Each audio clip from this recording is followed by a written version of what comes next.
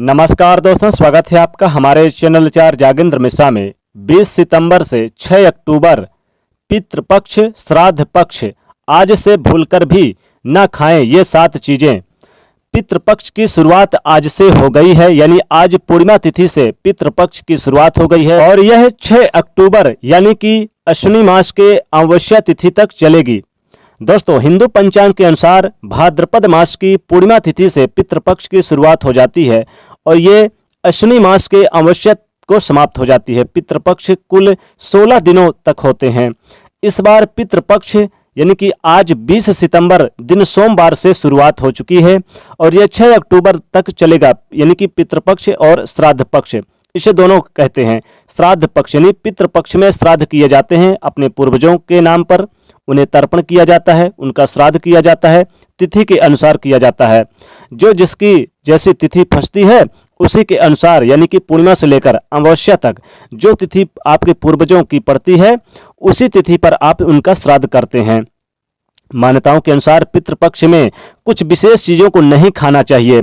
अगर आप इन चीजों को खा लेते हैं तो पितृपक्ष यानी जो आपके पितर देव हैं वो आपसे नाराज हो जाते हैं और श्राद्ध पक्ष का पूरा फल आपको नहीं मिल पाता।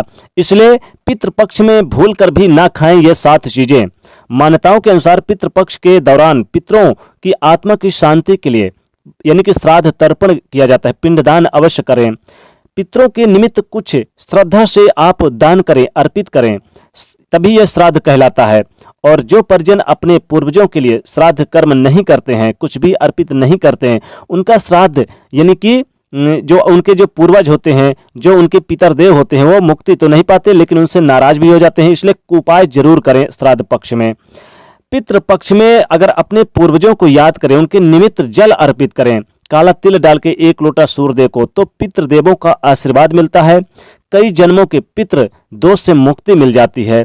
मान्यताओं के अनुसार पितृपक्ष की पहले दिन यानी कि भाद्रपद की पूर्णिमा तिथि से शुरुआत हो जाती है और इसी दिन से पितृलोक से आपके पितर देव धरती पर आते हैं और अपने अपने घरों पर निवास करते हैं। सर्व पितृ अमावस्या तक निवास करते हैं। अब यह सर्व पितृ अमावस्या 6 अक्टूबर तक रहेगी। अपने परिजनों के द्वारा अर्पित किए गए श्राद्ध या त्याग को ग्रहण करते हैं, अन्न को ग्रहण करते हैं, जो भी जल वगैरह आप देते हैं वो ग्रहण करते हैं और आपको उचित फल प्रदान करते हैं। अपना अपना आशीर्वाद देते हैं अपने अपने घरों में। तो सर्वपितृ अमावस्या के दिन तक ये चलेगी। पितृलोक में तभी जाते हैं जब ये सर्वपितृ अमावस्या के दिन से लास्ट में सब कोई चले जाते हैं शाम तक में अपने अपने लोक में। हिंदू धर्म में पितृपक्ष का श्राद्ध पक्ष का विशेष महत्व माना जाता है। हिंदू धर्म में मृत्यु के बाद मृत व्यक्ति का श्राद्ध किया जाता है और इनका श्राद्ध किया जाना बेहद जरूरी माना जाता है। माना जाता है कि ये दिन श्राद्ध ना किया जाए तो मरने वाली व्यक्ति की आत्मा भटकती है, मुक्ति नहीं मिलती और उनसे आपको कष्ट भी मिलता है। पितृपक्ष के दौरान पितरों को श्राद्ध करने से वो प्रसन्न हो जाते हैं और उनकी आत्मा को शांति मिलती है। माना जाता है कि पितृपक्ष में यमराज अपने यानी जो आपके पितर देव होते हैं उनको अपने यानी कि यहाँ से जाने की अनुमति दे देते हैं और सर्वपितृ अमावस्या तक उनको पृथ्वी पर ही निवास करने के लिए भेज देते हैं। तो जो अपने अपने पितर देव होते हैं अपने अपने घर पर जाते हैं। व्यक्ति के जीवन में अगर परेशानियां तरह तरह की परेशानियां हो जाए तो समझ लीजिए खुशहाल जीवन यानी नहीं हो रही, तो पितर देव आपसे नाराज है। इसलिए पितर देव को प्रसन्न करने के लिए आप कुछ चीज़ों का सेवन ना करें। जैसे कि पितृपक्ष में श्राद्ध पक्ष में कुछ ऐसी चीज़ें हैं जो ना खाएं, नहीं तो दोष लगता है। जैसे कि पितृपक्ष में आप बहुत सारी चीज़ें जैसे कि क्या करें, सबसे पहले इंपॉर्टेंट बात यह है कि आप मांस मदिरा ना खाएं। पितृपक्ष में श्राद्ध पक्ष में आप जैसे कि बहुत से लोग फलाहार रहते हैं, बहुत से लोग क्या करते हैं कि घर में सात्विक भोजन बनवाते हैं। सात्विक भोजन में आप खीर वगैरह बना सकते हैं और जैसे कि आप पूड़ी सब्जी वगैरह सब कुछ बना सकते हैं, लेकिन ये 7 चीज़ें भूलकर भी ना खाएं। जैसे अब चूंकि बड़ा और मुगौरा, देखिए बड़ा बनता है, पितृपक्ष में बड़ा बनाने का विशेष विधान होता है क्योंकि पितरों के निमित्त बड़ा बनाने से पितृदेव बहुत प्रसन्न होते हैं। इसलिए जब आप एक थाली में गाय के लिए निकालेंगे भोजन तो बड़ा जरूर गाय को भी दे दें उसमें, तो आपके पितृपक्ष आपसे प्रसन्न होते हैं। तो श्राद्ध पक्ष में आप ये चीज़ें जरूर निकालें, लेकिन भूल कर भी ना खाएं ये 7 चीज़ें। देखिए, सबसे पहली जो चीज होती है वो ये कि आप मांस बिल्कुल भी ना खाएं, यानी मांसाहारी चीजों का सेवन ना करें पितृपक्ष में, भूल कर भी ना खाएं। और जैसे कि अंडे वगैरह भी ना खाएं इस पितृपक्ष में, पहली चीज। दूसरी चीज, आप मदिरा का सेवन ना करें। ध्यान रखिए, पितृपक्ष में, श्राद्ध पक्ष में आप यानी कि 20 सितंबर से लेकर 6 अक्टूबर के बीच में आप मदिरा का सेवन ना करें, मांस का सेवन ना करें। और तीसरी वस्तु है प्याज। प्याज का सेवन भूलकर भी ना करें आप पितृपक्ष में, श्राद्ध पक्ष में। अगर आप प्याज का सेवन करते हैं तो आपके पितृ नाराज हो जाते हैं और आपको आशीर्वाद नहीं देते हैं, आपको कष्ट झेलना पड़ता है, आपको दुर्घटनाओं का सामना करना पड़ता है, नौकरी लगी लगाई तक छूट जाती है। अब आपको जो चौथी चीज है वो है यहाँ पर लहसुन। लहसुन भी आपको भूलकर भी पितृपक्ष में, श्राद्ध पक्ष में नहीं खाना चाहिए, बल्कि उपयोग भी नहीं लाना चाहिए। जैसे सब्जी वगैरह अगर आप बनाते हैं पितृपक्ष में तो आप सात्विक भोजन बनाइए, सब्जी वगैरह में ना तो प्याज डलवाइए ना ही आप लहसुन डलवाइए। अब जो पांचवी वस्तु है वो है यहाँ पर बैगन।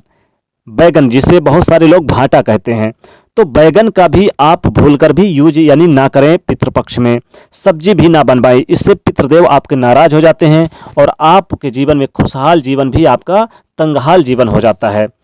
छठवीं चीज क्या होती है? छठवीं चीज आपको यानी कि भूलकर भी क्या नहीं खाना चाहिए, जैसे कि बासी भोजन। बासी भोजन भी भूलकर भी ना खाएं। और पितृपक्ष में कहते हैं शास्त्रों के अनुसार कि पितृपक्ष में अगर कोई भी आपके द्वार आता है तो उसे खाली हाथ मत लौटाइए, क्योंकि पितृपक्ष में आपके द्वार पर कोई भी आपके पितरदेव रूप बदलकर भी आ सकते हैं।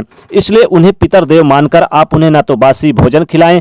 कोई भी द्वार पर आता है, चाहे वो साधु संत आए, कोई भी गाय आए, जैसे कि गाय के रूप में भी पितर आपके घर पे आ सकते हैं, कुत्ते के रूप में भी आ सकते हैं, कौवे के रूप में भी आ सकते हैं। तो आपके घर पे अगर कोई भी आए या कोई अतिथि आए तो निश्चित तौर पे उसे आप बासी भोजन मत खिलाइए और ना ही स्वयं खाइए पितरपक्ष में। ध्यान रखिएगा, पितृपक्ष के दौरान चने का सेवन भी वर्जित होता है। जी हाँ, पितृपक्ष में चने का सेवन ना करें, भूलकर भी ना खाएं। और ना ही कोई अतिथि के रूप में आए तो उसे आप खिलाइए। पितृपक्ष में इन नियमों के पालन करने से पितरदेव ना सिर्फ प्रसन्न होते हैं बल्कि आशीर्वाद देते हैं। पितृपक्ष में पितृलोक से आए आपके पितरदेव किसी भी रूप में आपके द्वार पर आ सकते हैं, इसलिए कोई भी अगर आपके द्वार मांगने आए कुछ भी तो उसे खाली हाथ मत लौटाइए। अन्न का दान करिए, वस्त्र का दान करिए, जितना हो सके यथा योग संभव जो आपके अनुसार बन सके आप दान करिए। और भोजन में आप ये चीजें भूलकर भी ना खिलाएं और ना ही स्वयं खाएं। हालांकि आप चने के जैसे कि सत्तू वगैरह ना खाएं, सूखा यानी चना आप ना खाएं पूरा, लेकिन उसका बेसन अगर बना है तो उस बेसन का प्रयोग आप कर सकते हैं। जी हाँ दोस्तों, इसमें से जो काले चने होते हैं तो काले चने को छोड़कर आप खा सकते हैं, नहीं काले चने को भूलकर भी ना खाएं। पितृपक्ष के दौरान पितरों के निमित्त आप जो उन्हें देंगे भोजन के रूप में वो पका हुआ भोजन खिलाएं, जैसे कि पूड़ी कचौड़ी यानी कि पराठे वगैरह, लेकिन चावल दाल रोटियां बिल्कुल भी ना उन्हें अर्पित करें। पितरों के निमित्त कच्चे भोजन जैसे कि चावल दाल सब्जी रोटी ये चीजें बिल्कुल भी ना आप उन्हें दें। आप स्वयं इन चीजों का सेवन कर सकते हैं, लेकिन पितरों के निमित्त नहीं अर्पण करना चाहिए, बल्कि आपको पके हुए भोजन जैसे कि पूड़ी कचौड़ी और पराठे वगैरह जो पके हुए भोजन है उन्हें आप उन्हें दे सकते हैं। और वही चीजें उनके निमित्त बनाइए भी। पितरों के निमित्त जिन ब्राह्मणों को आप भोजन खिलाएंगे उनको पूड़ी कचौड़ी पराठे वगैरह और यानी कि मूंग और उड़द की कचौड़ी बड़े और यानी कि बड़ा वगैरह बना के खिला सकते हैं। ये खिलाने का विशेष महत्व और लाभ होता है। लेकिन आप जिन ब्राह्मणों को खिला रहे हैं उन्हें चावल दाल रोटी कच्चे भोजन नहीं खिलाएं। और जब आप दाल का सेवन करें तो दाल का सेवन मसूर की दाल ना खाएं। पितृपक्ष के दौरान अगर आप यूज कर रहे हैं दाल अपने लिए तो मसूर की दाल भूलकर भी आप सेवन ना करें। तो दोस्तों इन 7 चीज़ों का सेवन भूलकर भी आप पितृपक्ष में श्राद्ध पक्ष में ना करें। इन चीज़ों के सेवन करने से पितृदेव आपसे नाराज हो जाते हैं। तो पितृपक्ष में मांसाहारी मांस मदिरा लहसुन प्याज ये सारी चीज़ें आप उड़द यानी कि ये जो मसूर की दाल है और ये सारी चीज़ें या फिर जैसे कि अंडे वगैरह का सेवन भूलकर भी ना करें आप। तो दोस्तों आशा करते हैं कि ये खास जानकारी आपको पसंद आई होगी और पसंद आई तो वीडियो को लाइक करें, ज़्यादा से ज़्यादा शेयर करें और चैनल को सब्सक्राइब करें। जय श्री